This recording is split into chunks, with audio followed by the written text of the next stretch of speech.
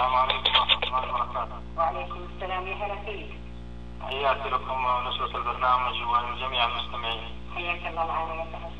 بهذه المناسبة الغالية يا فهد، وهي عودة خادم الحرمين الشريفين سالما معافى إلى بلده وأبنائه، ماذا حضرت لنا بهذه المناسبة؟ والله الحقيقة المشاعر لا توصف.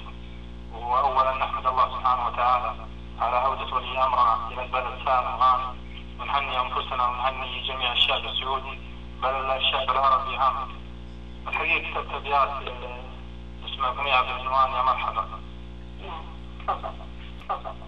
مرحبا من قلب صادق بعد طول الغياب، قال شعبك ورحب بكم شيب وشباب، المشاعر تبتهج والفرح للناس طاب، والثناء والشكر لله رب العالمين.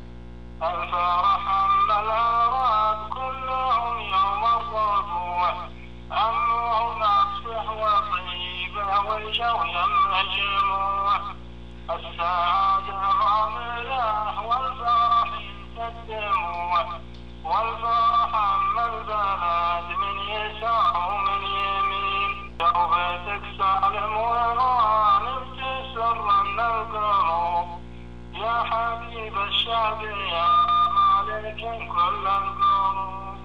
رحبوا من شرق الأرض وشمال من الجنوب، يا هلا يا مرحبا كل وقت وكل حين، يا هلا يا مرحبا كل وقت وكل حين. وانت لين صح لسانك واحساسك يا